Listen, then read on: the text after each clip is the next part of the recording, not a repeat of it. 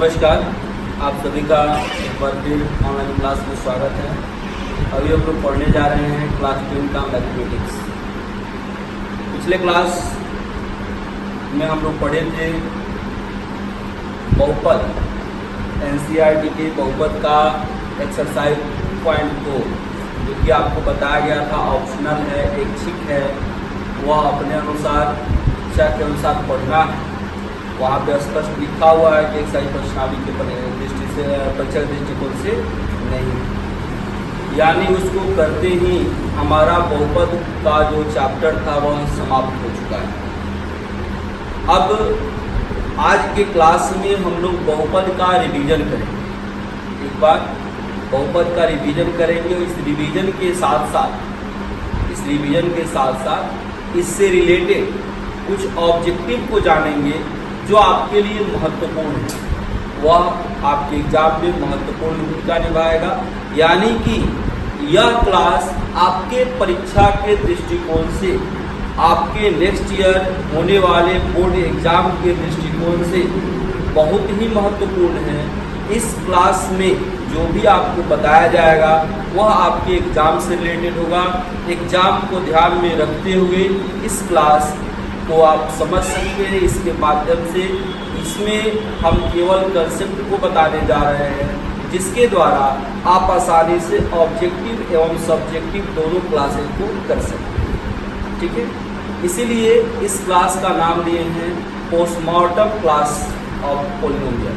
यानी कि हम लोग पॉलिनोमियल का पूरा चीरफाड़ करेंगे। जहाँ जो विरल होगा, जहाँ कोई हमको कमी दिखाई देगा, उसको हम लोग दूर करेंगे। और आपको पिछले क्लास में इसीलिए 2 दिन हमने कोई क्लास नहीं लिया 10th का, खास करके मैथमेटिक्स का, क्योंकि आपको समय दिए थे। इस क्लास के बीच में आप इसको रिवाइज करेंगे। रिवाइज में अगर कोई आपको दिक्कत होता है तो क्वेश्चन को बताएंगे, जहाँ दिक्कत है उसको बताएंगे। इसके अलावे भी कभी भी आपको कोई दिक्कत हो, ऐसा नहीं है कि आपने देखा नहीं या लिंक का प्रॉब्लम था कर नहीं पाए, तो कोई बात नहीं है। हम आज इसका रिवीजन करने जा रहे हैं, इसके कंसेप्ट को देने जा रहे हैं, इसको समझाने जा रहे हैं। इसके बाद भी अगर आपको कोई परेशानी होता है तो आप निश्चित रूप से कमेंट बॉक्स में जा कर के आप अपने परेशानी को रख सकते हैं और उसको निश्चित रूप से हम दूर करेंगे। तो आइए हम इसमें देखते हैं पहला टॉपिक से, पहला टर्म से इसका रिवीजन हम लोग करने जा रहे हैं। ध्यान दीजिएगा, केवल हम लोग अभी कंसेप्ट पढ़ने जा रहे हैं। सबसे पहली बात आती है पॉलिनोमियल की, पॉलिनोमियल क्या होता है।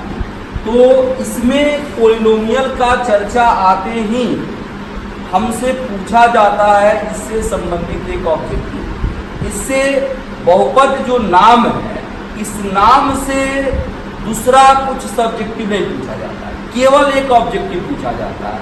वह ऑब्जेक्टिव किस तरह का होता है तो सीधे आपको पूछा जाएगा, 4 को ऑप्शन में रहेगा। जो ऑब्जेक्टिव आपको पूछा जाता है मल्टीपल ऑप्शन वाले होते हैं, जिसमें 4 ऑप्शन होते हैं। हिंदी में अ, ब, स, द, इंग्लिश में ए, बी, सी, डी यह होते हैं। उसमें से कोई एक सही होता है, जो आपका आंसर होता है वह आपको कोई मार्कर उसको काला करना होता है या ब्लू रंग से उसको फिलअप करना होता है। तो यहाँ पर बहुपद नाम से आपको एक ऑब्जेक्टिव पूछा जाता है। क्या पूछा जाता है तो यही पूछा जाता है निम्नलिखित में से कौन बहुपद है या निम्नलिखित में से कौन बहुपद नहीं है। इसके लिए एक ही कंसेप्ट है। वह कंसेप्ट क्या है तो आपको यहाँ पर बहुपद पहचानने आना होगा।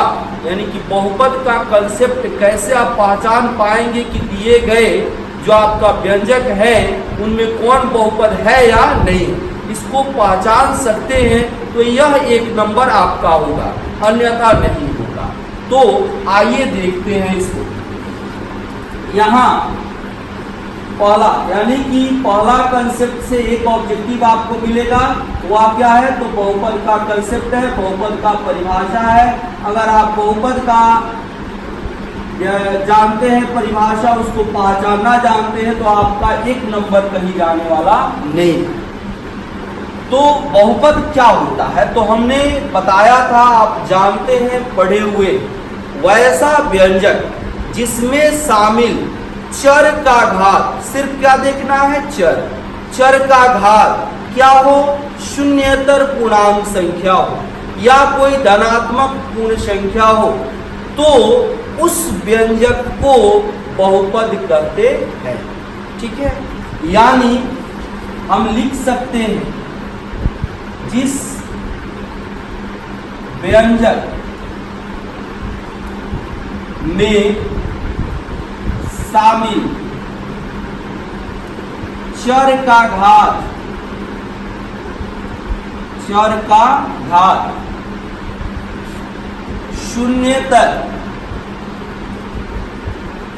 पूर्णांक या धनात्मक पूर्णांक, तो वह व्यंजक क्या कहलाता है, बहुपद कहलाता है। अगर आप यह कंसेप्ट समझ रहे हैं तो एक ऑब्जेक्टिव एक नंबर का आपका होगा। अब ध्यान देंगे यहां पर, जैसे हम समझ सकते हैं, जैसे हम समझ सकते हैं, क्या लिख सकते हैं, 3x² minus 5x plus 2, 1/2x minus 5, 1/2 हो गया। यह सारे क्या हो गए, यह सभी बहुपद है। ठीक, तो ऐसे हम बहुपद को चेक कर सकते हैं। यह बहुपद केवल चर पर निर्भर करता है, अगर चर नहीं भी दिखाई देता है तब भी वह बहुपद होता है, उस बहुपद को हम अचर बहुपद कहते हैं। यह हो गया आपका कंसेप्ट, जिससे आप एक नंबर का क्वेश्चन कर सकते हैं, यह बहुपद के लिए हो गया। अब आती है बात पद की, आती है बात पद की। तो पद में, पद का मतलब, पद को अंग्रेजी में कहते हैं टर्म, यानी कि बहुपद हो या व्यंजक हो, उसमें प्लस और माइनस के द्वारा जितनी गणितीय राशि को मिलाई गई होती है वह सभी गणितीय राशियां पद कहलाती है। यानी कि व्यंजक या बहुपद में, बहुपद में प्लस या माइनस द्वारा संयोजित, संयोजित मतलब मिलाया गया होता है, संयोजित राशियां पद होती हैं, पद होती है। यह पद हो गया, यानी कि आप पद का काउंटिंग कर सकते हैं। जैसे अब यहां पर हम जानते हैं एक पदी, एक पदी यानी कि उसमें केवल एक ही पद होगा। जैसे 3x हो गया, एक ही पद है, 5 हो गया, एक ही पद है। इस तरह से द्विपदी, यानी इसमें दो पद आएगा, 3x माइनस 2। इसी तरह से त्रिपदी 3 पद, चतुर्पदी 4 पद, यह सब आएगा, यह पद हो गया। अब बात आती है घात की, पावर कहें, एक्सपोनेंट कहें, बहुपद का घात क्या होता है। तो बहुपद में शामिल चर का जो अधिकतम मान होता है, घात का मान होता है, पावर का मान होता है, घातांक का मान होता है, वही बहुपद का घात कहलाता है। यानी कि बहुपद में शामिल, बहुपद में शामिल चर का, चर का अधिकतम घातांक, घात का अंक घातांक कहलाता है। घातांक मतलब घात का अंक, संख्या में मान 2, 3, 4, 5 जो भी हो, घात का अंक। घातांक मतलब घात जोड़ अंक होता है, घात का अंक क्या कहलाएगा, बहुपद का घात कहलाता है, घात कहलाता है, घात कहलाता है।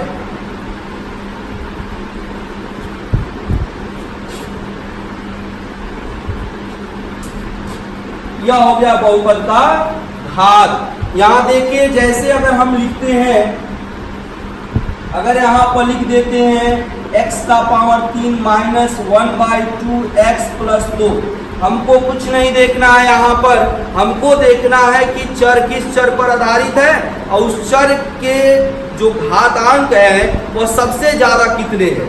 यहाँ देखिए चर तो है नहीं, तो चर का घात 0, यहाँ पे चर का घात 1, यहाँ पे चर का घात 3 है। यानी कि यहाँ पर अब हम कह सकते हैं कि इसका बहुपद का जो घात होगा कितना होगा, 3 होगा। बहुपद का घात कितना होगा, 3 होगा।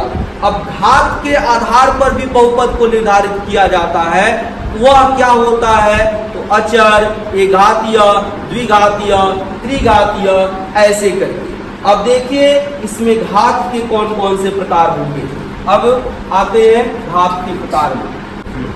अब देखिए यहाँ पर जो घात के जो होंगे वह क्या कौन कौन से होंगे, तो एक पहले तो अचर हो जाएगा, अचर बहुपद। अचर में क्या होगा, तो अचर में जो भी अचर मान वाला होगा, जैसे 5, 1/2, 3, यानी कि इसमें चर दिखाई ही नहीं दे, यह सभी अचर वे होंगे। या घात के आधार पर इसका वर्गीकरण कर रहे हैं, घात के आधार पर जान रहे हैं रैखिक या एक घातीय, रैखिक या एक घातीय, यह सभी ऑब्जेक्टिव में भी पूछे जाते हैं। तो इसमें क्या होगा आप बता सकते हैं, यानी यहाँ पर क्या होगा, तो चर जो बहुपद में शामिल है उसका घात कितना होगा, 1 होगा। तो इसका देखिए व्यापक रूप, यह सबसे महत्वपूर्ण है, व्यापक रूप याद रखना है। व्यापक रूप px बराबर, px यानी कि इसको हम ऐसे निरूपित करते हैं, कैसे निरूपित करते हैं, तो यहाँ पर हम लिख देते हैं नोट में, बहुपद को निरूपित कैसे करते हैं। तो निरूपित करने के लिए हम क्या करते हैं, बहुपद को अगर डिनोट करना है तो बहुपद निर्भर करता है चर पर, तो p लिखते हैं, p फॉर पॉलिनोमियल, और कोष्ठ में चर का नाम लिखते हैं। जिस चर का बहुपद होगा उस चर का नाम लिखेंगे। x चर का होगा तो x लिखेंगे, y का होगा तो y लिखेंगे। यहाँ पर px लिखे तो इसको क्या पढ़ेंगे, पॉलिनोमियल ऑफ x। हिंदी में पढ़ेंगे x चर का बहुपद, x चर का बहुपद। इसका व्यापक रूप हो गया x plus b, x plus b, जहां आप जान सकते हैं, लिख सकते हैं a नॉट इक्वल टू 0 तथा ए बी वास्तविक संख्या, ए बी वास्तविक संख्या यह है। तो ऐसे हम इसका व्यापक रूप बता सकते हैं। द्विघात के लिए क्या होगा, द्विघात बहुपद, द्विघात को क्वाड्रेटिक कहते हैं। फिर वही चीज इसका व्यापक रूप क्या होगा, तो व्यापक रूप px बराबर ax square plus bx plus c होगा, ax square plus bx plus c होगा। अब यहाँ लिख सकते हैं जहां a नॉट इक्वल टू 0 तथा a b c वास्तविक संख्या है, वास्तविक संख्या है, यह हम लिख सकते हैं। अब देखिए यहाँ पर समझने के लिए हम कैसे समझेंगे, तो हमको सिर्फ देखना है कि किस चर का बहुपद है और चर का अधिकतम घात देखना है, घातांक का मान देखना है। अगर चर दिखाई नहीं दे तब अचर, चर का घात अधिकतम और घातांक 1 दिखाई दे तो वह रैखिक या एक घातीय, और यदि चर का अधिकतम घात 2 दिखाई दे तो निश्चित रूप से द्विघातीय। और इसमें और भी हम बता सकते हैं, व्यापक रूप पूछा जाता है ऑब्जेक्टिव में, इसका ऑब्जेक्टिव में व्यापक रूप पूछा जाएगा तो आप बता सकते हैं। अचर का व्यापक रूप नहीं पूछा जाएगा, पूछा भी जाएगा तो सीधे क्या लिख देंगे, ए बी सी कोई नंबर दे देंगे, इसका व्यापक रूप हो गया।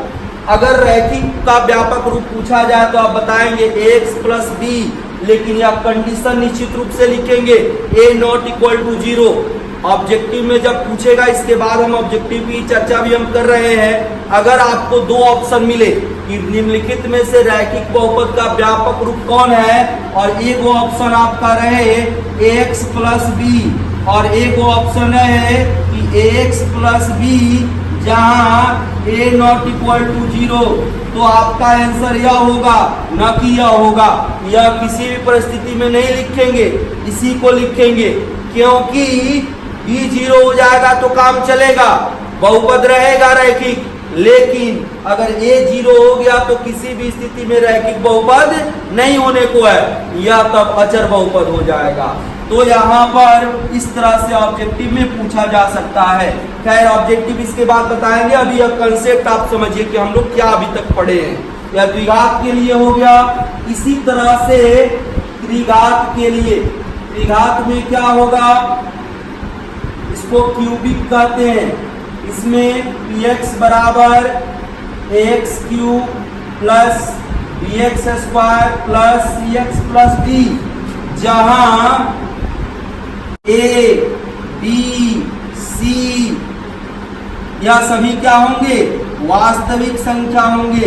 यानी कि हमको क्या करना है, अधिकतम घात देखना है कि 3 होना चाहिए। ठीक है, तो यहाँ पर हमने घात के आधार पर यह जाना कि अचर रैखिक। इसके बाद अब आगे आइए देखते हैं। और देखिए यह जितने भी हम लिखे हैं रैखिक बहुपद, अचर बहुपद, यह सभी बनते हैं, तो यह बनते हैं बहुपद के व्यापक रूप से, जिसके बारे में आप जानते हैं बहुपद का व्यापक रूप। यह बहुत इंपॉर्टेंट है, बहुपद का व्यापक रूप पूछा नहीं जाता है, लेकिन यहाँ जानना जरूरी है कि बहुपद का व्यापक रूप कैसे डिराइव होता है। कोई भी बहुपद जो होगा इसी से प्राप्त होता है। यानी क्या देखिए, तो a0 x to the power n plus a1 x to the power n minus 1 plus a2 x to the power n minus 2 plus dot dot dot plus an x to the power n minus n यानी कि 0। यानी देखिए यहाँ पर यह a0 a1 a2 an यह सभी अचर राशियां, और यह जो घात है n माइनस 1, यह बता रहा है कि जो बहुपद हम लेंगे वह क्या होगा, घात के घटते हुए क्रम में होगा। सबसे पहले सबसे बड़ा घात वाला लिखेंगे, उसके बाद उससे कम, उसके बाद उससे कम, उसके बाद उससे कम, ऐसे व्यवस्थित करते हैं। जो बात हमने विभाजन एल्गोरिथम में समझाया था कि बहुपद को उसके व्यापक रूप में ही व्यवस्थित करते हैं, यानी कि एक सीक्वेंस में व्यवस्थित करते हैं, तभी जाकर के उसका रिजल्ट मिलता है। अब हम जानेंगे बहुपद का मान। बहुपद का मान यानी कि वैल्यू ऑफ पॉलिनोमियल। बहुपद के मान से भी ऑब्जेक्टिव पूछे जाते हैं। ऑब्जेक्टिव अब कैसे मान निकालते हैं, तो एक बहुपद px के लिए x बराबर के पर मान क्या होगा, pk। मतलब क्या हुआ, ध्यान दीजिए। यानी कि बहुपद px दिया हुआ है, हमने कहा x बराबर के कोई अचर भी मान हो जाएगा, के लिए उसका मान क्या हो जाएगा, तो इस x के जगह पर हम क्या रख देंगे, k। यानी कि जहां जहां चर होगा उसको हटा करके k रख देंगे, जो आपका रिजल्ट आएगा वही आपका आंसर हो जाएगा। अब इसके बाद बहुपद का शून्यक। बहुपद का शून्यक, बहुपद का शून्यक यानी कि जीरोज ऑफ पॉलिनोमियल क्या होता है, बहुपद का शून्यक। तो बहुपद का शून्यक कहें तो px बहुपद के लिए यदि px में x बराबर k के लिए pk बराबर 0, pk बराबर 0, तो x बराबर k यानी कि k जो होगा px का शून्यक होगा, शून्यक होगा। यानी कहने का तात्पर्य है कि जब चर को हटा करके उसके जगह पर किसी अचर मान को रखने के फलस्वरूप उसका मान शून्य प्राप्त हो, तो वही मान उसका क्या होता है, जीरोज होता है। अब हम लोग जानेंगे अलग अलग राशियों का शून्यक और उसके गुणांक के साथ संबंध। अब देखिए, अब अलग अलग बहुपदों के शून्यक का निर्धारण हम कैसे करेंगे जीरोज का। जैसे अब पहला अचर बहुपद, अचर बहुपद का अगर पूछा जाए कि जीरोज कितना होता है, कौन होता है, तो अचर बहुपद का शून्यक शून्य होता है, इसमें कोई शून्यक होता ही नहीं है। अचर बहुपद का पूछा है कितने शून्यक, कोई शून्यक नहीं होता है। अब इसके बाद रैखिक बहुपद या एक घातीय बहुपद या लीनियर पोलिनोमियल, लीनियर पोलिनोमियल, इसमें शून्य की संख्या होती है एक। तो px बराबर ax प्लस b के लिए शून्य क्या होगा, तो शून्य हो जाएगा x बराबर minus B by A. Minus B by A कहने का मतलब क्या हो गया, माइनस अचर पद बटा x का गुणांक, यह आपको होगा। यानी याद रखेंगे शून्य क्या होता है रैखिक बहुपद का, तो एक होता है। शून्य का मान क्या होता है, तो माइनस बी बाई ए होता है। फिर देखिए द्विघात बहुपद, द्विघात बहुपद, द्विघात बहुपद का शून्य कितना हो जाएगा, तो 2। क्यों, क्योंकि इसमें अधिकतम घात कितना है, 2 है। अब समझिए थोड़ा कैसे हम शून्य को निकालते हैं, तो बहुपद के घात के मान से, जितना बहुपद का घात होगा शून्य की संख्या भी उतनी ही होगी। जैसे अचर बहुपद में घात कितना होता है, शून्य होता है। जैसे पूछा है अचर बहुपद का घात कितना, तो शून्य, तो शून्य की संख्या कितनी, तो शून्य, यानी कि उसमें कोई शून्य नहीं होता है। रैखिक बहुपद में घात कितना होता है, 1, तो शून्य कितना होगा, 1। शून्य होगा क्या, तो माइनस बी बाई ए। इस तरह द्विघात बहुपद 2 शून्य होते हैं। तो अब px बराबर ax square plus bx plus c, यही द्विघात बहुपद होता है। इसमें शून्य x का ही मान होगा, लेकिन शून्य को हम 2 अलग अलग राशियों अल्फा और बीटा के द्वारा निर्धारित करते हैं, जो इसको हल करने के पश्चात हमें प्राप्त होता है। इसको शून्य के बराबर करते हैं, मध्य पद को विभाजित करते हैं और उसके फलस्वरूप हम अल्फा और बीटा का निर्धारण करते हैं। अब देखिए इसमें जो गुणांक है a क्या है, तो एक्स स्क्वायर का गुणांक, एक्स स्क्वायर का गुणांक। b क्या है, तो x का गुणांक। और c क्या है, तो अचर पद, c क्या है, अचर पद। अब थोड़ा ध्यान दीजिए, इन गुणांकों के बीच और शून्यकों के बीच क्या संबंध होगा द्विघात बहुपद के लिए। तो द्विघात बहुपद है तो शून्य की संख्या कितनी, 2। द्विघात बहुपद की संख्या कितनी, 2। दोनों मान किसका होगा, x का। अब x बराबर ही दोनों को लिखेंगे तो पहचानने में कठिनाई हो जाएगा।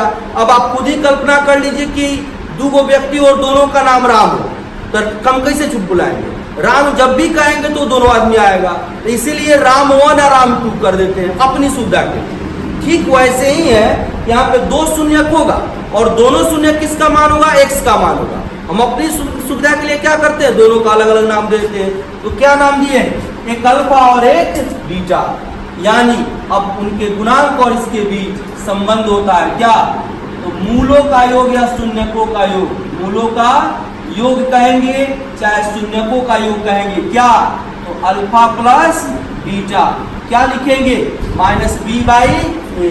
अब देखिए इसको क्या लिख सकते हैं, माइनस बी क्या है, एक्स का गुणांक, और ए क्या है, एक्स स्क्वायर का गुणांक, यहाँ पर लिख सकते हैं। फिर देखिए मूलों का गुणनफल या शून्यकों का गुणनफल, मूलों का गुणनफल क्या होगा, अल्फा इंटू बीटा क्या होगा, सी बाई ए।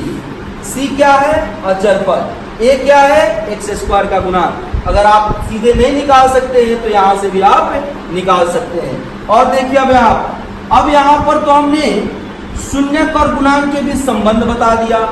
अब यहाँ से अगर शून्यक दिया हुआ है तो शून्यकों के योग और गुणनफल से द्विघात बहुपद कैसे निकालें। अब देखिए इसके लिए सूत्र होता है, सूत्र हम लोग निकाले हुए हैं। द्विघात बहुपद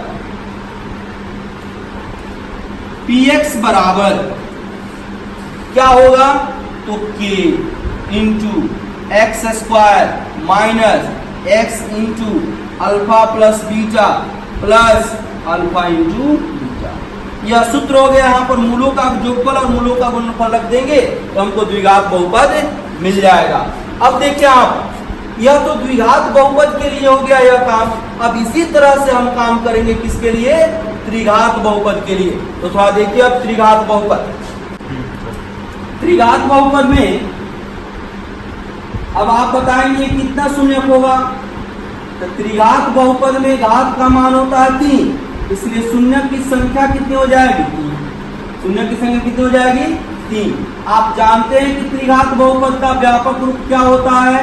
या देखिए, जो भी कंसेप्ट है, प्रत्येक कंसेप्ट एक ऑब्जेक्टिव का काम करेगा, इसलिए कंसेप्ट को जो भी बता रहे हैं उसको एकदम दिमाग में सेट कर लीजिए।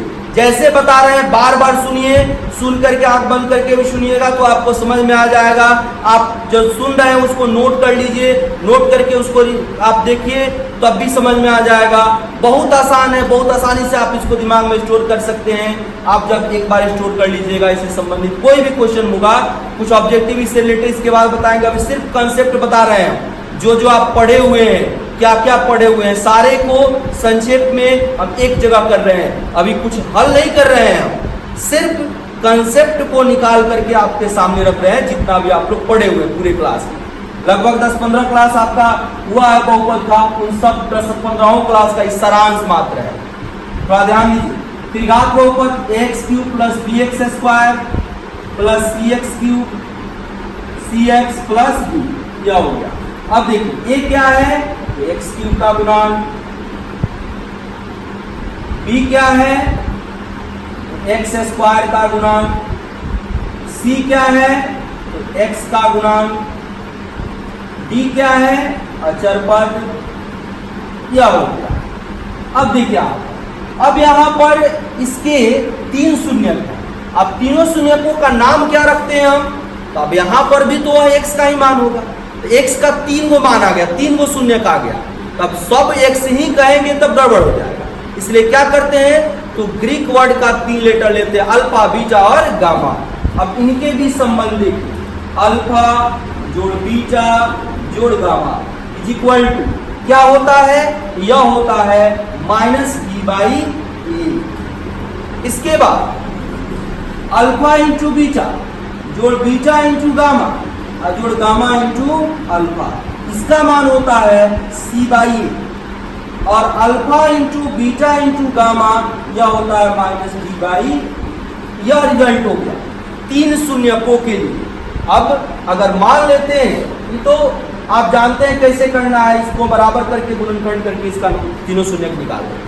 अगर तीनों शून्यक दिए होंगे, यह मान दिया होगा, तो इससे त्रिघात बहुपद कैसे निकालेंगे, तो इसका भी सूत्र हम लोग निर्धारित किए हुए। क्या होता है सूत्र देखिए, तो त्रिघात बहुपद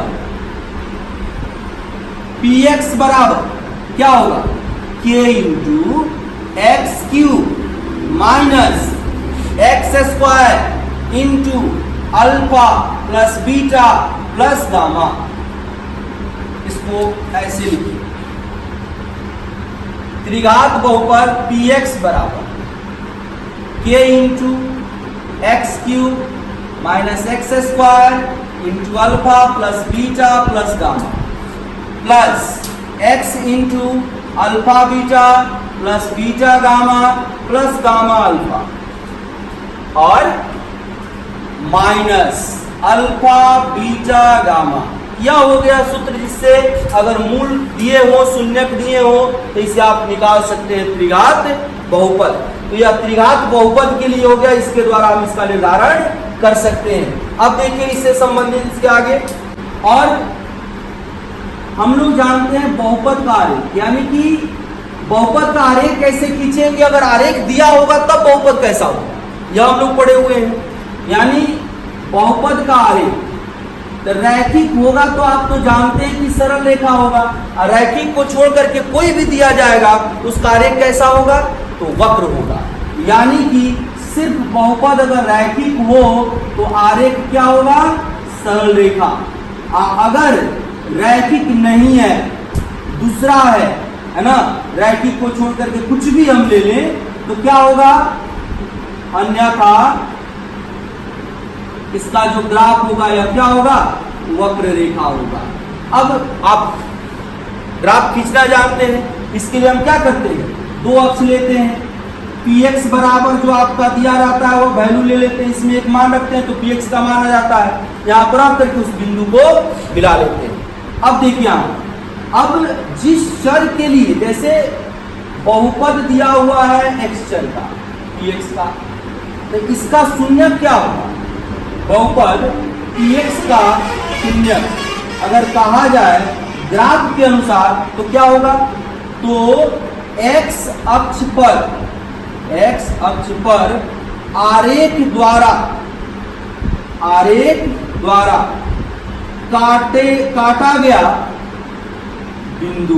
काटा गया बिंदु। अब इसका जो शून्यक होगा, जैसे px है तो px का शून्यक x अक्ष पर आरेख के द्वारा काटा गया बिंदु, अगर py का शून्यक कहता है तो y अक्ष पर काटा गया बिंदु। जितना बिंदु कटेगा वह तो शून्यक का संख्या हो गया, और जितना शून्यक मिलेगा उतना ही बहुपद का घात हो जाएगा। यानी थोड़ा यहां पर ध्यान दीजिए, जैसे देखिए या x हो गया या y अक्ष हो गया, अगर px के अकॉर्डिंग देखें कि px का शून्यक तो क्या होगा बताइए, तो 1 2 3 4 5, x अक्ष पर 5 जगह कटा है, यह 5 हो गया। और बहुपद कौन सा होगा, तो पंचघातीय। बहुपद कौन सा होगा, तो पंचघातीय। यह अब देखिए आप ग्राफ से यह बना सकते हैं, और अगर ग्राफ बहुपद दिया होगा तो उससे ग्राफ बना देंगे, है ना। तो वो अपने आप, अगर रैखिक होगा तो एक बिंदु पर कट जाएगा, सीधा रेखा जाएगा, द्विघात होगा तो दो बिंदु पर कटेगा, सीधा आप ग्राफ खींचेंगे उससे मिल जाएगा, अरे तो ग्राफ दिया होगा तो उससे आप यह निर्धारित कर सकते हैं। इसके बाद देखिए आगे, अब देखिए इसके बाद हम लोग क्या पढ़े, विभाजन एल्गोरिथम। यानी कि हमको यहाँ पर विभाजन एल्गोरिथम का काम करना है तो हमको बहुपद ही 4 प्रकार का मिलेगा, और चारों में विभाजन के काम में आप जानते हैं कि 4 टर्म मिलते हैं, भाज्य, भाजक, भागफल और शेषफल। यानी कि हमको यहाँ px, gx, qx, rx। अब देखिए यह तो डिफाइंड है, इसमें हमको डिफाइन करना है, एक जिसका घात कम होता है वह भाजक होता है, और जिसका घात ज्यादा होता है वह भाज्य होता है। और जब हम काम इसका भाग का करते हैं तो हमको भागफल और शेषफल खुद ब खुद मिल जाता है। इसके अलावा ये पहला टाइप हो गया प्रश्न का, यह ऐसे हो गया। दूसरा यह करता है कि 3 गो प्रश्न आपको 3 गो इसमें से दे देगा और चौथा पूछेगा, तो उसके लिए क्या हो जाएगा, तो उसके लिए अगर भाज्य हम ले लेते हैं तो भाज्य बराबर भाजक gx गुना भागफल qx प्लस शेषफल rx। यानी कि अगर इसमें से 3 को कोई देगा तो इस सूत्र का प्रयोग करके हम लोग चौथे को निकाल देंगे। पहला एक और यह टाइप का क्वेश्चन हो गया। इसमें और भी क्वेश्चन पूछता है, क्या पूछता है, तो गुणनखंड पूछता है 2 बहुपद दे देगा और कहेगा कि बताइए कि क्या एक बहुपद दूसरे का गुणनखंड है। तो क्या करते हैं, गुणनखंड और गुणज में यही एक संबंध होता है, एक पद दूसरे का गुणनखंड तभी होता है जब उससे दिए गए पद में भाग देने पर उसका शेषफल 0 आए। तो यहाँ पर हम भाग देंगे, भाग देने पर शेषफल अगर 0 आ जाता है तो वह उसका क्या होगा, गुणनखंड होगा। अब देखिए गुणनखंड होगा, यानी कि यदि बहुपद px का एक शून्य a है तो गुणनखंड अब क्या होगा बताइए, तब x इसका शून्य कितना है, a है, यानी बताइए x बराबर a हो जाएगा, तो गुणनखंड में क्या हो जाएगा, x माइनस a। गुणनखंड क्या हो जाएगा, यानी कि प्लस है, इधर आएगा तो माइनस a बराबर 0। यानी गुणनखंड है तो अगर x माइनस a से हम इसमें भाग दे देंगे तो शेषफल कितना आ जाएगा, 0 आ जाएगा। तो हम कह सकते हैं तो गुणनखंड कितना होगा, x माइनस ए होगा। अब देखिए इसी के बेस पर कि उदाहरण हम कहें तो px का एक शून्य √3 है, तो गुणनखंड क्या होगा? गुणनखंड क्या होगा? तो गुणनखंड हम कह सकते हैं x बराबर √3, तो x माइनस √3, x माइनस √3 हम ऐसे कर सकते। और भी देखिए क्वेश्चन में इसमें पूछा जा सकता है ऑब्जेक्टिव में, कह सकतेगा कि py का एक शून्य 2/5 है, 2/5 है, तो गुणनखंड क्या होगा? तो गुणनखंड क्या होगा? सीधा सीधा बात है, जिस चर का बहुपद है उतना बराबर 2/5, 5 भाग में जाएगा तो गुणा 5y बराबर 2, अब 2 प्लस में जाएगा तो माइनस, तो 5y माइनस इतना ही हो गया, तो गुणनखंड कितना हो जाएगा? 5y minus. तो ऐसा भी क्वेश्चन आपसे पूछा जाएगा, लेकिन यह सारे टर्म है, यह सारे कंसेप्ट है, केवल और केवल इससे ऑब्जेक्टिव पूछा जाएगा, है ना। यहां से पूछा जाता है तो आपको बता दिए कैसा कैसा क्वेश्चन पूछा जाता है। 3 गो टर्म देगा, चौथा आपसे पूछा जाएगा, है ना। इसमें पूछेगा कि गुणनखंड है कि नहीं, तो भाग दीजिए, सेसिफल 0 आ गया तो उसका गुणनखंड होगा। लेकिन यह ऑब्जेक्टिव कॉन्सेप्ट बेसिकली हम लोग पढ़ते हैं, क्वेश्चन बनाना महत्वपूर्ण नहीं है मैथ का, क्वेश्चन बनाने के लिए उसके अनेक तरीके हैं। कंसेप्ट को जब आप जान जाइएगा, आपको पता चलेगा कि हम मान लेते हैं कि पटना अगर जाना है तो आपको पता रहेगा कि हाँ यहाँ से दक्षिण दिशा में पटना है, इस कॉर्नर पे उसकी चौवदिया है, उसके बगल में गंगा नदी है। आपको अगर सारा लेखा जोखा पता होगा तो आप डिफरेंट टाइप ऑफ वे आप जा सकते हैं, वहाँ पे अनेकों रास्ते हैं जाने। लेकिन अगर आपको पता ही नहीं हो कि वहाँ है क्या, वह कहाँ पर है, अगर मान लेते हैं कि हमको जाना है पटना, वह है आपको उत्तर दिशा, दक्षिण दिशा में, और हम उत्तर की दिशा में चलते चले तो हम कभी पटना नहीं पहुँच सकते। तो आपको उसका डायरेक्शन, आपको उसका प्रॉपर्टीज, आपको उसका कंसेप्ट जानकारी होना चाहिए। तो हम लोग कंसेप्ट पढ़ रहे हैं, और यह अगर आप कर लेते हैं तो आप इससे रिलेटेड कोई भी क्वेश्चन कर सकते हैं, इसमें कोई दिक्कत आपको कभी नहीं होगा। अब देखिए आप और भी इसका अपोजिट पूछा जाएगा, क्या पूछा जाएगा? अब गुणनखंड दे देगा तो कहेगा शून्य, बताइए। जैसे कहेगा कि px का एक गुणनखंड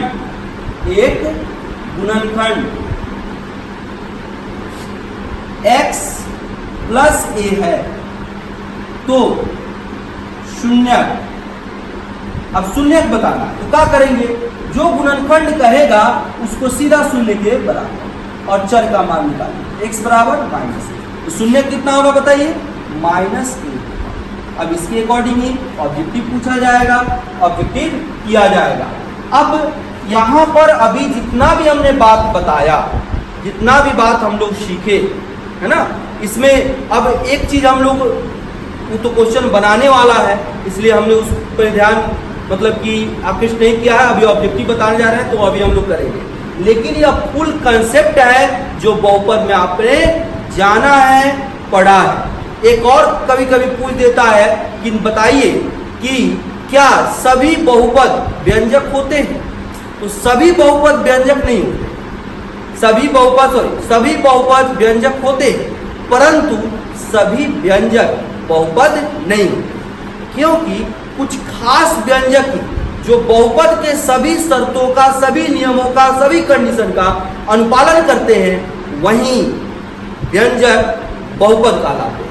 सभी व्यंजक बहुपद नहीं होते हैं। तो आइए कुछ ऑब्जेक्टिव देखते हैं जो इससे महत्वपूर्ण, इससे संबंधित है। आइए देखते हैं अब बहुपद से संबंधित कुछ महत्वपूर्ण ऑब्जेक्टिव जो इसी तरह के बोर्ड में आपके ऑब्जेक्टिव पूछे जाते हैं और इसी में से पूछे जाएंगे। डाटा डिफरेंट हो सकता है लेकिन क्वेश्चन यही रहेगा। अगर आप इसको पढ़ते हैं तो इससे संबंधित अगर आता है ऑब्जेक्टिव तो आप निश्चित रूप से कर पाएंगे, कोई एक भी क्वेश्चन आपका ऑब्जेक्टिव का नहीं छूटेगा। जैसे पहला आपको बताया था कि बहुपद की परिभाषा से पूछा जाता है कि निम्नलिखित में से कौन बहुपद है। पहला, निम्नलिखित में से कौन बहुपद है, चेक करते हैं। हमने बताया कि चर का घात क्या होना चाहिए, शून्येतर पूर्णांक संख्या होना चाहिए। यहाँ देखिए यह हर में है x का पावर -1, तो ऊपर जाएगा तो x का पावर 1 हो जाएगा, यानी कि धनात्मक पूर्णांक हो गया, शून्येतर पूर्णांक। यहाँ देखिए x का पावर -1 है, x का पावर -1 है तो यह ऋणात्मक पूर्णांक हो गया, इसलिए यह बहुपद नहीं होगा। बी देखिए 1/x + 1 का पावर -2 हो गया, जब यह ऊपर जाएगा तो यह घात जो है जब हर से अंश भी जाता है अंश से हर भी जाता है तो उसका चिन्ह बदल जाता है, पावर 2 हो जाएगा तो यह धनात्मक हो गया, इसलिए यह बहुपद होगा। यहाँ देखिए x का पावर 3 है, यहाँ पर x का पावर रूट अंदर x है तो x का पावर 1/2 हो जाएगा, यह पूर्णांक नहीं है इसलिए अभी बहुपद नहीं होगा। इसमें आपका इनमें से कोई नहीं, ऐसा नहीं है, यह आपको हो गया आंसर, यानी कि आपका आंसर हो गया बी। अब देखिए अगला क्वेश्चन आपका टाइप पूछा जा सकता है, निम्नलिखित में से कौन बहुपद नहीं है। बहुपद नहीं है, अब चेक करेंगे कौन बहुपद नहीं है। यहाँ ध्यान दीजिए, पहला यह जब x का पावर -1 जाएगा तो प्लस हो जाएगा, x का पावर -1 है, माइनस में आ गया ऋणात्मक पूर्णांक, यह बहुपद नहीं होगा। यहाँ पे x + 1 का घात 1 है, ऊपर जाएगा तो माइनस में आ जाएगा, यह भी बहुपद नहीं होगा। यहाँ x का घात 1/2 है, यानी कि पूर्णांक नहीं है, यह पूर्णांक है, यह पूर्णांक है, इसलिए यह भी बहुपद नहीं होगा।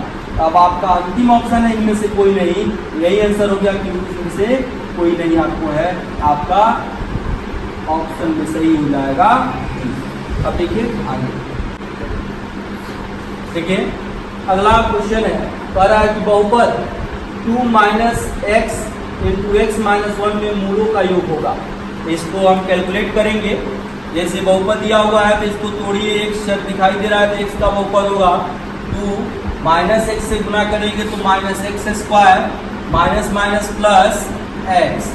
पहले इसको व्यवस्थित कर ले, -x² प्लस x + 2। अब कह रहा है मूलों का योग, मूलों का योग यानी कि alpha plus beta minus b/a होता है, तो माइनस तो सूत्र का हो गया और b क्या होता है x का गुणांक, x का गुणांक यहाँ पे कुछ नहीं है तो 1 होगा, और a x² का गुणांक यानी कि -1 होगा, माइनस से माइनस कैंसिल, 1/1 कितना होगा 1 होगा। यहाँ पे इस तरह के क्वेश्चन को हड़बड़ा करके नहीं बनाएंगे, एकदम स्मूथली बनाएंगे, क्योंकि यहाँ पर एक चिन्ह भी अगर छूटेगा तो ऑप्शन ऐसे ही रहते हैं कि आपके मिसिंग के वो इंतजार में रहते हैं। आप थोड़ा सा मिस होंगे, आपका उसमें दूसरा ऑप्शन दिखाई देगा, एक शॉट में आप उसमें चिन्ह लगा दीजिएगा, तब तक आपका वह गलत हो जाएगा। अब देखिए यहाँ पे 1 आ रहा है, अगर चिन्ह छूट जाता तो -1 में चला जाता, तो यही आपका गलत हो जाता, तो 1 होगा, यानी कि इसका सही आंसर हो गया 1, यानी कि ऑप्शन नंबर ए। दूसरा देखिए, दिया हुआ है एक ग्राफ, कह रहा है में x चर के लिए कौन सा बहुपद होगा, x चर के लिए, यानी कि x अक्ष पर काटे गए बिंदुओं से उस बहुपद का निर्धारण होगा। तब x अक्ष पर कितना जगह कट रहा है, 1 2 3 जगह कट रहा है, यानी कि शून्य कितने होंगे 3, और जितने शून्य होते उतना ही घात वाला वो बहुपद होता है, इसलिए इसमें बहुपद कौन होगा तो त्रिघातीय हो जाएगा, यानी कि इसका ऑप्शन हो जाएगा सी। अगला क्वेश्चन देखिए, कह रहा है यदि शून्य की संख्या 0 हो तो बहुपद होगा, यानी कि वैसा बहुपद जिसमें शून्य की संख्या 0 हो, कोई शून्य कोई नहीं, उस बहुपद को कहते हैं अचर, क्योंकि उसमें चर होता ही नहीं है, तो मान आप रखेंगे कहाँ, इसलिए शून्य की संख्या जिसमें 0 होती है वैसा एक ही बहुपद होता हुआ अचर, इसका आंसर हो जाएगा ए। अब देखिए आगे, तो अगला ऑब्जेक्टिव है कि यदि त्रिघात बहुपद के 3 शून्यकों में से कोई एक शून्य हो जाए तो अन्य 2 शून्यकों का गुणनफल होगा, क्या होगा।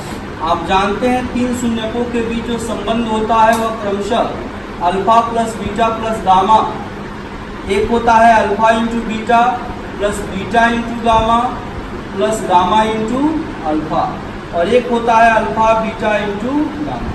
अगर एक शून्य कोई भी, जैसे अल्फा 0 कर देते हैं तो 2 यह बचेगा, लेकिन योगफल हमें प्राप्त हो रहा है, बीटा अगर 0 कर देते हैं तो अल्फा गामा होगा, यह भी योगफल प्राप्त हो रहा है, यानी कि इससे वह कंडीशन हमको नहीं मिलने वाला। अब इसमें आप 3 शून्य में से अगर अल्फा 0 कर देते हैं तो यह 0 हो जाएगा, यह 0 हो जाएगा, तो बीटा गामा का गुणनफल हमको बच जाएगा। अगर बीटा 0 कर देते हैं तो यह 0 हो जाएगा, यह 0 हो जाएगा, तो गामा अल्फा का गुणनफल बच रहा है। गामा 0 कर देते हैं तो यह 0 हो जाएगा, तो यह होगा, यानी कि अगर एक शून्य को 0 कर रहे हैं तो 2 का गुणनफल इसमें बच रहा है, और हम जानते हैं कि इसका मान c/a होता है, इसलिए आपका आंसर -b/a नहीं होगा, c सी बाई ए होगा, माइनस डी बाई ए नहीं होगा, शून्य नहीं होगा, यानी कि इसका ऑप्शन बी सही उत्तर हो जाएगा। अगला क्वेश्चन है, एक बहुपद दिया है 3x² - 5 के दो शून्य अल्फा तथा बीटा है, ए बी का मान क्या होगा। देखिए यह बहुपद कैसा है, द्विघात है, तो शून्य क्या होगा, 2 होगा। अब यहाँ पर दो शून्य हम लोग अगर नहीं दिया हुआ रहता है तो क्या लेते हैं, अल्फा और बीटा, लेकिन यहाँ पर स्पष्ट रूप से दे दिया है कि ए और बी लेना है। इनका गुणनफल हमको बताना है क्या होगा, और आप जानते हैं कि मूलों का गुणनफल या शून्यकों का गुणनफल सी बाई ए होता है। अब यहाँ देखिए सी का मान क्या होता है, अचर पद, ए क्या होता है, x² का गुणांक। अचर पद देखिए यहाँ पर कितना है, -5, यहाँ पर लिखेंगे -5, और x² का गुणांक कितना है, 3, यहाँ पर लिखेंगे 3, यानी कि आपका आंसर कितना आ गया, -5/3। तो 5/3 नहीं होगा, -5/3 यही होगा, 0 नहीं होगा या नहीं होगा। अगला दिया हुआ है बहुपद x² - 2x + 5 के दो शून्य अल्फा तथा बीटा हो, तो 1/α + 1/बीटा का मान क्या होगा। इस तरह का क्वेश्चन 1 नंबर का हर एक साल पूछा ही जाता है। यहाँ देखिए, यहाँ दिया है 1/α + 1/बीटा, आपसे पूछा जा सकता है α² + β², आपसे पूछा जा सकता है α/बीटा + β/α, आपसे पूछा जा सकता है α³ + β³, आपसे पूछा जा सकता है α + बीटा का होल स्क्वायर। मतलब इससे संबंधित क्वेश्चन एक तो निश्चित रूप से आते हैं। यह सब्जेक्टिव क्वेश्चन में इसको पूरा विस्तृत रूप से हम कराए हुए हैं। जो बच्चे नए इसको देख रहे हैं, पीछे बैक पार्ट में जा करके बहुपद के आप उसको देख सकते हैं, यह बनवाया हुआ है।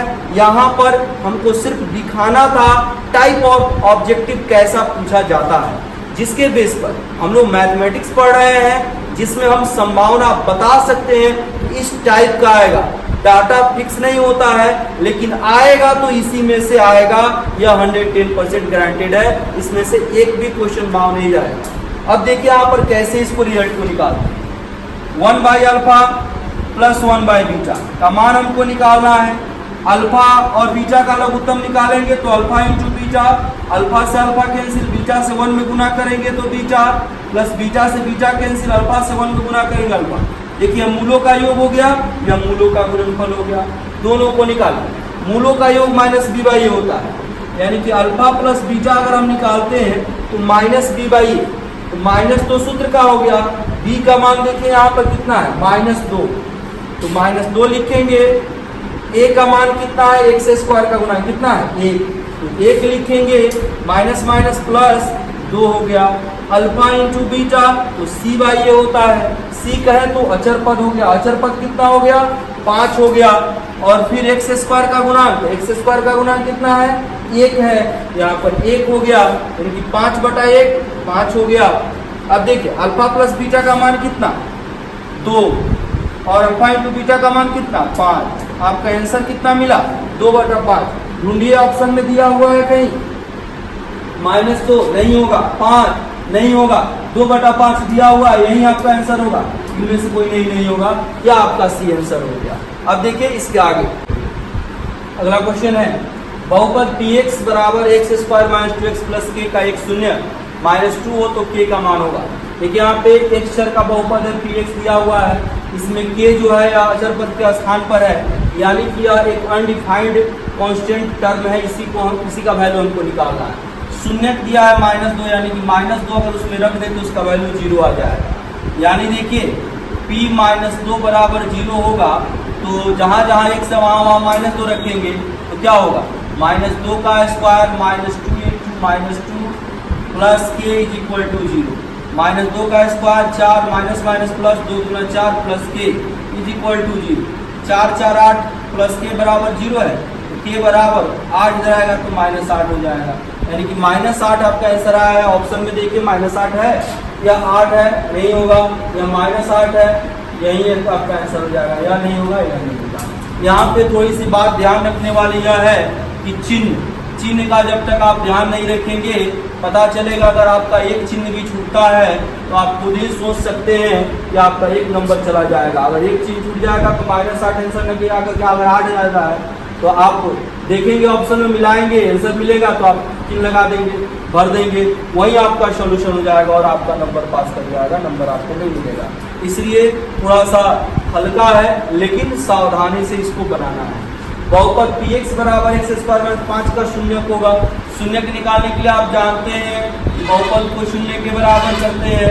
X square minus 5 equal to 0, x square equal to 5, x is equal to plus minus root under 5। जब हमने बताया था शून्यक निकालने के लिए, तब याद कीजिए कि यहाँ पर हमने बताया था एक टाइप की कैसे इसका शून्यक निकालते हैं। यहाँ उस स्थिति में दो तरीके से इसका शून्यक निकालने के लिए हमने बताया था। ऐसे अभी आंसर आया प्लस माइनस रूट 5, इसमें खोजेंगे प्लस माइनस रूट 5 या नहीं होगा, या आपका प्लस माइनस रूट 5 आंसर हो गया या नहीं होगा, या नहीं होगा, यानी कि आपका आंसर सही हो गया बी।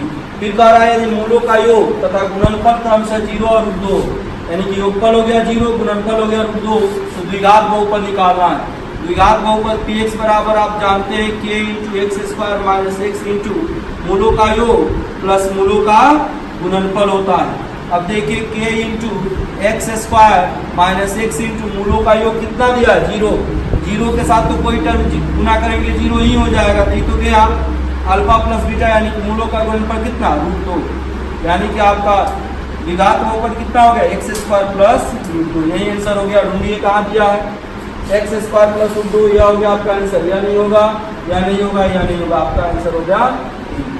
अब देखिए आगे, देखिए अगला ऑब्जेक्टिव है त्रिघात बहुपद का व्यापक रूप होता है।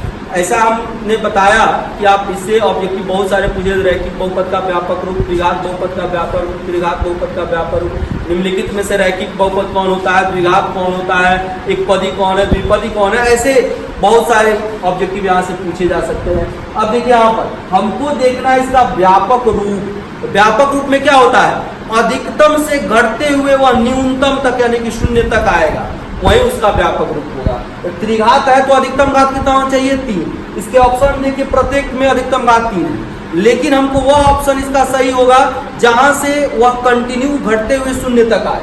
3 देखिए, 2 देखिए, 1 देखिए, 0 देखिए, तो आपके कॉन्सेप्ट के अनुसार से सही आंसर यह हो गया।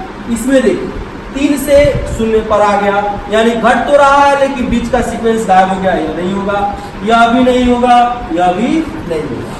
रूट 5 किस प्रकार का बहुपद है, बहुपद तो है, अब बहुपद में ऑप्शन यह निर्धारित करेगा किस प्रकार का बहुपद है, क्योंकि बहुपद को हम 2 प्रकार से डिवाइड करते हैं, एक पद के आधार पर, एक घात के आधार पर। जब ऑप्शन देखेंगे तब हमको पता चलेगा। ऐसे खुद से अगर निर्धारित करना है बिना ऑप्शन देखे हुए, तो रूट 5 में एक ही वो पद है, पद के आधार पर है, एक पद ही होना चाहिए, एक पद ही होगा।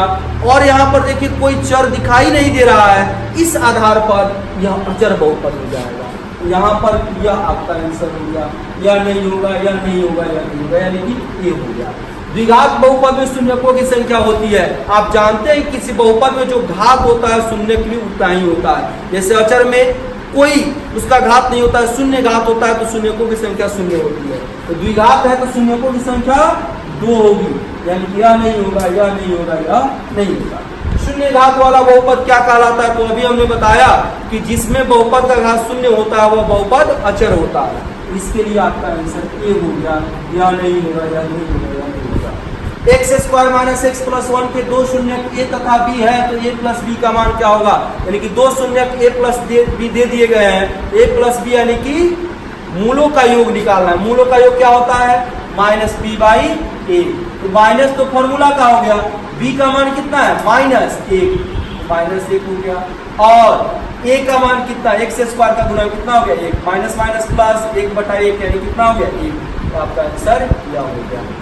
एक्स स्क्वायर प्लस 5x में अचर पद का मान कितना है, तो देखिए जिसके साथ चर नहीं रहता है वही अचर पद होता है। यहाँ चर है, यहाँ चर है, और चर जिसमें नहीं है उसके मान का पता नहीं है। तो जहाँ मान आपको पता ही नहीं चले वहां पर पता होता है कि वह है 0।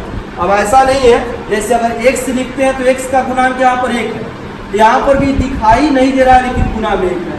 अब यहाँ अचर पद साफे सब दिखाई नहीं दे रहा है, इसलिए यहाँ पर क्या होगा 0 होगा। इसका आंसर सी ऑप्शन हो जाएगा, या नहीं होगा। X square minus x minus 1 में x बराबर 1 के लिए मान होगा, तो क्या करेंगे, x का मान उठा करके रख देंगे, तो क्या होगा देखिए x का मान रखेंगे तो 1 का स्क्वायर, फिर -1 और फिर -1, 1 का स्क्वायर 1 -1 -1, 1 -1 0 और फिर -1 बच गया, आंसर हो गया -1, यानी कि यह आपका हो गया। यह नहीं होगा, यह नहीं होगा, यह नहीं होगा। px का एक शून्य -2/3 है तो गुणनखंड होगा। अभी पीछे ही कंसेप्ट हमने बताया है कि गुणनखंड निकालने के अगर शून्य दिया हो तो क्या करेंगे, जिस चर का बहुपद उस चर को उस गुणनखंड के बराबर कर देंगे। x बराबर -2/3, 3 भाग मिल रहेगा तो गुना में, बराबर -2 -2 रहेगा तो प्लस में, 3x + 2 = 0, यही हो गया गुणनखंड। यह आपका आंसर हो गया 3x + 2। यह नहीं होगा, यह नहीं होगा, यह नहीं होगा। x³ + x का x कौन सा बहुपद है? यहाँ पर देखिए अधिकतम घात 3 है, तो पद के आधार पर देखें तो यहाँ पर 2 पद है तो द्विपदी होगा।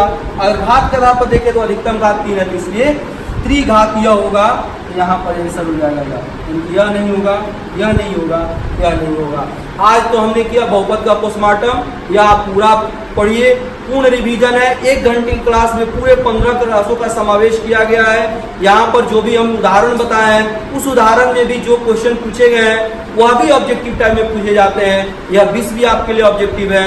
इसमें ऑब्जेक्टिव क्वेश्चन का कोई अंत नहीं होता है। क्वेश्चन बनाने के लिए हम 200 बना सकते हैं, 2000 बना सकते हैं, लेकिन अगर आप कॉन्सेप्ट देखो ध्यान में रखेंगे तो 2000 नहीं 2 लाख भी क्वेश्चन दिया जाएगा तो आपको आंसर बनाने में, आंसर व्यक्त करने में कोई परेशानी नहीं होगी। इसलिए जो भी कॉन्सेप्ट आपको बताया गया है उसका निश्चित रूप से उसको देखें, सुने, उसको कॉपी में लिखें, उसके अनुसार काम करें। अगर दिक्कत होता है तो हमसे बताएं, फिर से हम इसको आपको पोस्टमार्टम करेंगे, लेकिन उसके बाद कुछ और भिन्न तरीके से होगा। तब तक यह आपका बहुपद समाप्त हुआ। अगले क्लास में, मतलब कि अभी अगला चैप्टर हम लोग शुरू करेंगे, लेकिन अगले क्लास में आपको एक टेस्ट सीरीज के जैसा आपको क्वेश्चन दिया जाएगा बहुपद का। आप घर बैठे ईमानदारी से उसका टेस्ट देंगे, क्वेश्चन को हम आपको डाल देंगे, इसी चैनल के माध्यम से डाल देंगे। उसके द्वारा आप उसका टेस्ट दे सकते हैं बहुपद चैप्टर का। और अगले चैप्टर में जो अगला चैप्टर हम लोग का होगा वो हम लोग अगला चैप्टर अगले क्लास से पढ़ेंगे। और इसका आप अभ्यास करें, क्वेश्चन बनाएं, जो भी बुक है उससे क्वेश्चन बनाएं और क्वेश्चन बना करके अगर दिक्कत है तो उसको बताएं। अभी तक जो नए विद्यार्थी हैं चैनल सब्सक्राइब नहीं किए हैं तो चैनल को सब्सक्राइब करें। वीडियो अच्छा लगा हो, पढ़ाई अच्छी लगी हो तो इसको अधिक से अधिक शेयर करें कि और सारे बच्चे भी इसका लाभ ले सकें। धन्यवाद। पुनः अगले क्लास में